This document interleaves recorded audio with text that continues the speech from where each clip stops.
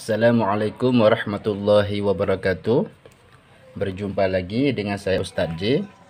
Pada kali ini kita akan menyambung pengajian di dalam video sebelumnya. Di dalam video sebelumnya sudah kita bahas tentang masalah fi'il, isim, huruf, bab kalam dan bab i'rab. Sekarang sudah kita masuki bab isim marfu'. Bismillahirrahmanirrahim. Babu marfu'atil asma'i. Bermula ini itu bab segala yang marfu' daripada segala isim-isim. Jadi bab ini ingin membahas tentang isim-isim yang hukumnya marfu'. Ya, karena marfu' ini adalah hukum. Marfu' di dalam video sebelumnya sudah kita bahas tentang rafa' ataupun marfu'. Rafa' ataupun marfu' dia adalah hukum. Marfu' ini nama satu hukum. Boleh jadi yang menjadi tanda rafa'nya dhammah. Boleh jadi tanda rafa'nya waw, alif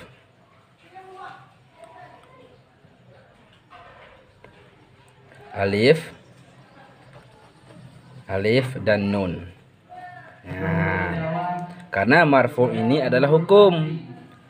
Jadi isim yang marfu', isim-isim yang hukum isim tersebut dia marfu'. Yang pertama, al-marfu'atu sab'atu. Bermula segala yang dimarfu'kan itu 7, dia hanya 7 fa'il. Yang pertama fa'il. Kalau fa'il dia marfu'. Fa'il dia marfu'. Jadi di mana saja sahabat pada ketika mengkoreksi kalimat tersebut dia menjadi fa'il, maka jangan lupa fa'il hukumnya marfu'. Marfu'nya boleh jadi dengan dhammah, boleh jadi dengan waw, boleh jadi dengan alif, dan boleh jadi dengan nun. Lantas bagaimanakah yang dikatakan dengan fa'il? InsyaAllah kita akan bahas nanti ataupun di dalam video sesudahnya. Kita bikin contoh aja. Contoh, qama zaidun. Ini fi'il, qama fi'il, zaidun fa'il. Kalau fa'il, kalau zaidun dia menjadi fa'il, jangan lupa fa'il termasuk dalam kategori isim yang marfu'.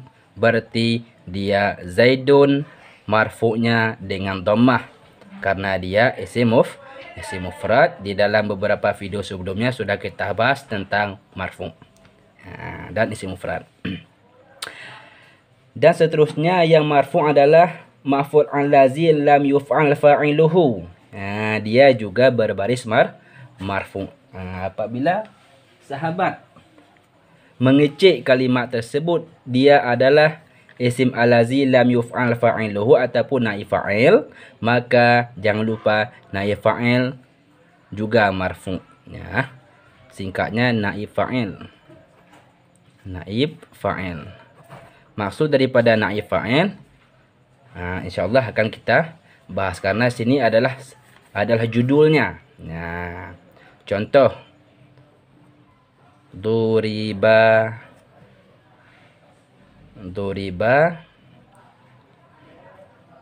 zaidani.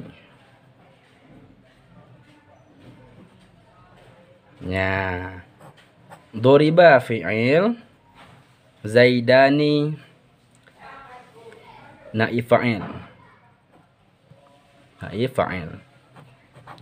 Jadi pada ketika kita mengkoreksi zaidani ini, dia menjadi naib fa'il, maka jangan lupa naib fa'il dia marfu'. Kalau ini marfu'nya dengan alif karena zaidani ini isim tasniyah.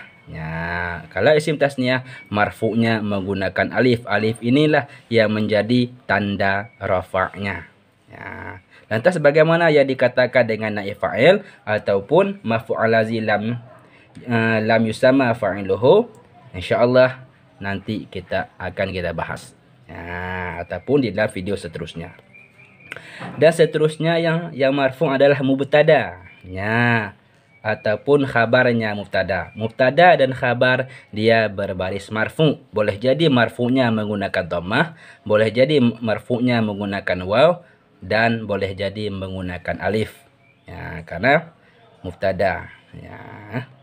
Lantas sebagaimana yang dikatakan dengan mubtada, ingat sahabat, ini adalah sebagai judul. Nanti akan dibahas satu persatu, misalnya fa'il, ini pembahasan fa'il. Contoh, kita cuman bikin contoh aja. Mubtada dan khabar dia berbaris marfu. Mubtada wa khabar. Contoh,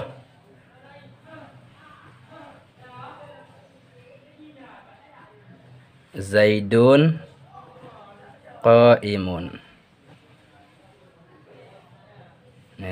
Zaidun qa'imun.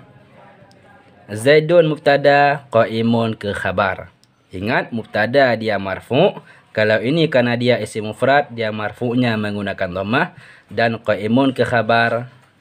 Kan ada qa'imun ini juga isim mufrad, maka marfu'nya menggunakan dhammah. Tidak boleh menggunakan waw dan alif.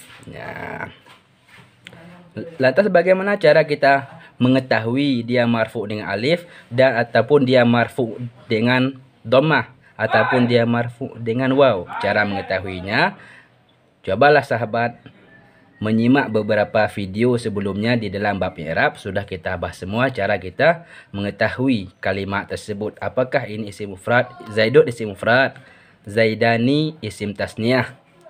Lantas bagaimanakah caranya kita mengetahui Zaidun isim mufrad dan Zaidani isim tasniyah? Karena apabila dia isim tasniyah, rafa'nya menggunakan alif. Ini alifnya. Kalau dia isim mufrad, maka rafa'nya menggunakan dhammah. Cara kita mengetahuinya di dalam video sebelumnya, di dalam bab i'rab. Penjelasan mubtada dan khabar, insyaallah kedepannya kita akan membahas. Ini sebagai judulnya. Dan yang marfu isim kana dan saudaranya kana.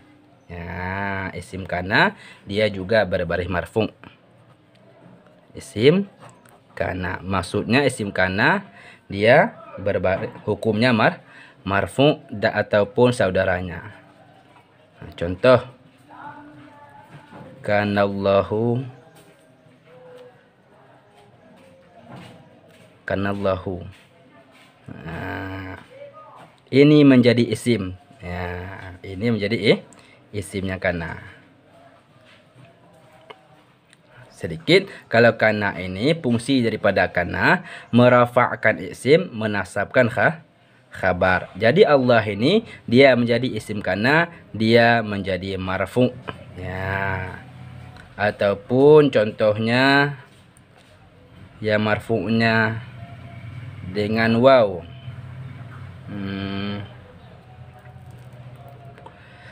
Contoh lain, kana. Jadi kana contohnya